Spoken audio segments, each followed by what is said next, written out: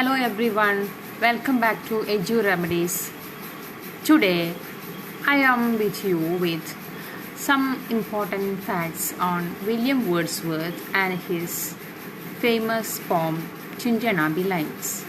Okay, let's start our class. William Wordsworth was born in the year 1770 and he is dead in 1850. And he is a very well-known English romantic poet, also known as the father of English romantic period. And Samuel Taylor Coleridge, his companion, and William Wordsworth they have launched the Romantic Age in English literature with their joint publication Lyrical Ballads. Lyrical Ballads is a collection of poems. It was published in 1798. Its first edition came out in the year 1798, and in this collection both Coleridge and William Wordsworth contributed. There were 19 poems by William Wordsworth and 4 poems by St. Coleridge, and the famous Rime of the Ancient Mariner is one among the poems of Lyrical Ballads by St. Coleridge. And the second edition of Lyrical Ballads came out in the year 1800, and in that second edition Wordsworth added a preface explaining the new writing technique and the method, the vision in writing the poems of this collection, and it was a guide to the readers who are to be acquainted with the new mode of writing. And the third edition of Lyrical Ballads came out in 1802, and in this edition Wordsworth added one more part in the appendix, and that's about diction. And the fourth edition came out in 1805. You have to remember the years of the different editions of the Lyrical Ballads. Then next important work is the Prelude.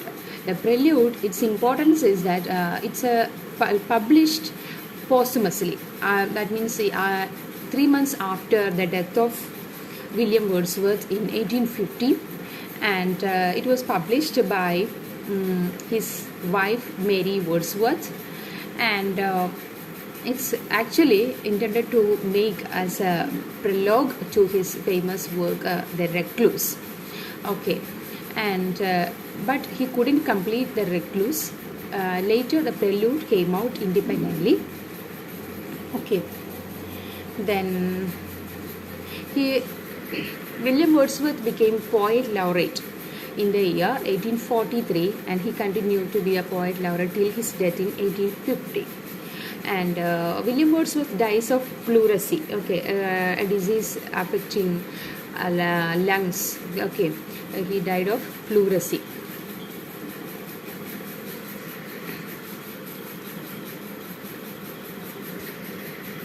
And coming to Tintern Abbey, this is the poem we have to study for exam.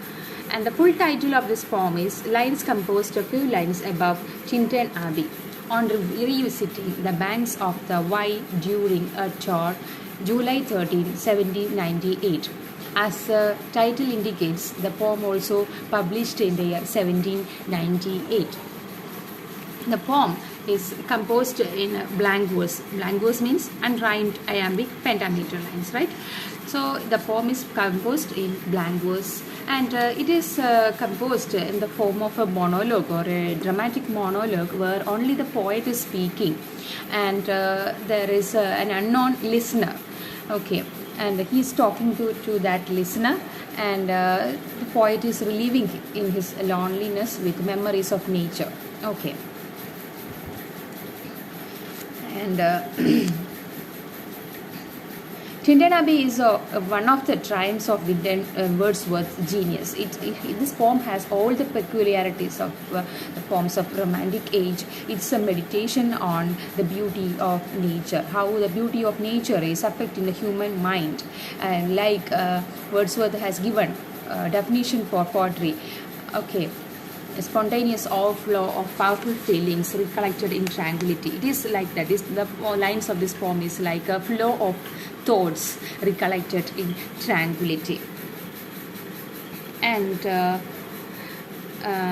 this poem is about the memories. He visited the banks of the Wye River 5 years before, and after 5 years he is coming back. While he visited 5 years before, his sister Dorothy Wordsworth was with him, and now she is not with her, with Wordsworth, and that is missing feeling is also there. And he is describing those days as boyish days, and now he is a matured person, and now there is a philosophic tone in his talking, and also the poet is able to feel the joy of elevated thought, a sense of sublime and far more deeply introduced. And the poem is written while he is standing, like a meditation on nature. He is standing in the banks of Wye River, and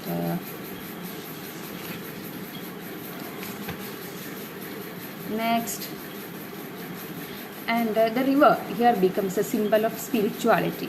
Okay, the poet has become serious and perplexed in the fourth section of nature, and the nature gives him courage and spirit enough to stand there with a sense of delight and pleasure.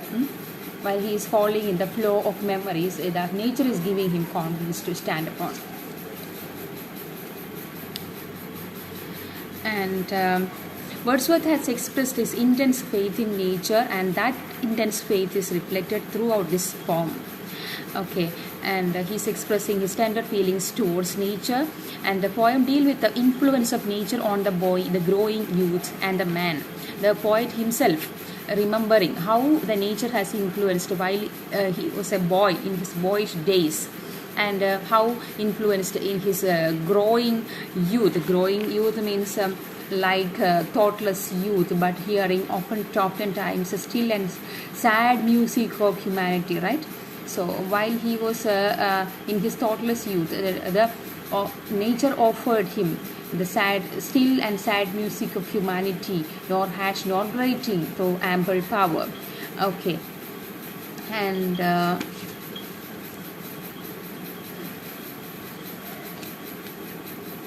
he is reminded of the pictures of the past, visit and ponders over his future years. Okay, it's a sequence, past, present, and future. The poet studies nature with open eyes and imaginative mind in this poem. And he says that he can hear the voice of his own youth when he hears her speak. Her means Dorothy Wordsworth. And the language of his former heart. He can also read my former pleasure in the soothing lights of the wide eyes. Okay. And the fifth and the last section continues with the same meditation from where the poet addresses his younger sister Dorothy, where he blesses and gives advice about he has learned. Then so many usages of or coinages of words and phrases are seen in this poem, like steep woods, lofty cliffs, green pastoral landscapes, then sensations sweet, like that. Then central peace, etc.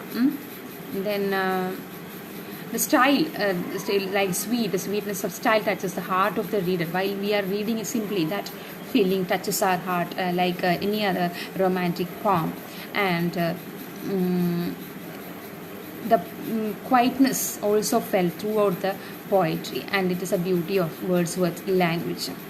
And the poem is written in the pattern of iambic pentameter, and he didn't think about much of the rhyme scheme arrangement, and he followed the meter only. Okay, and Wordsworth conveys his experience with nature to readers through his poem using vibrant imagery, a narrative-like structure, and abstract metaphors. The poem can be included under the category loco-descriptive or topographical poetry. Loco-descriptive or topographical poetry means a poem that is describing a place or a geographical area, and it's a meditation on nature. And also this poem has some elements of ode and dramatic monologue.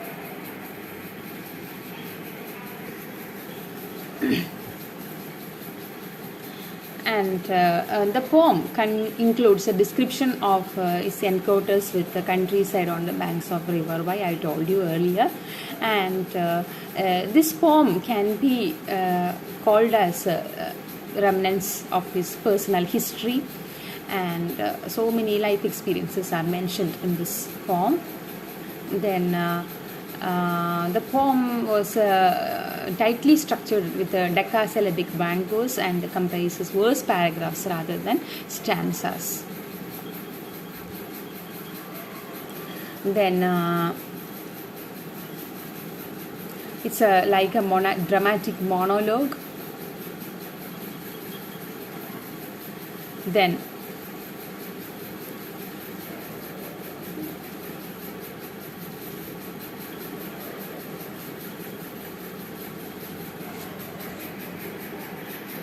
so in short, we can say the subject of Tintern Abbey is memory.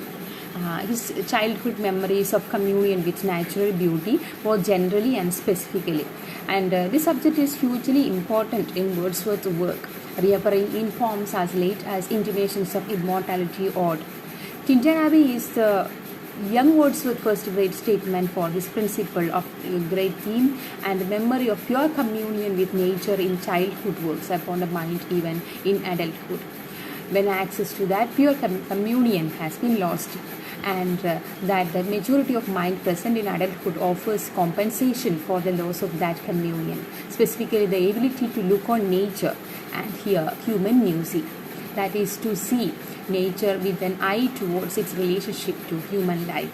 In his youth, the poet says he was thoughtless in his unity with the woods and the river. Now, 5 years since his last viewing of the scene, he is no longer thoughtless, but acutely aware of everything the scene has to offer him. Additionally, the presence of his sister gives him a view of himself as he imagines himself to have been as a youth. Happily, he knows that this current experience will provide both of them with future memories, just as his past experience has provided him with the memories that flicker across the present sight as he travels in the woods. Okay, dears, I hope you have understood the major theme and features of this Tintern Abbey and the famous writer William Wordsworth. Okay, dears, it's all about to tell about this topic. Okay, thank you. Bye bye. Happy learning.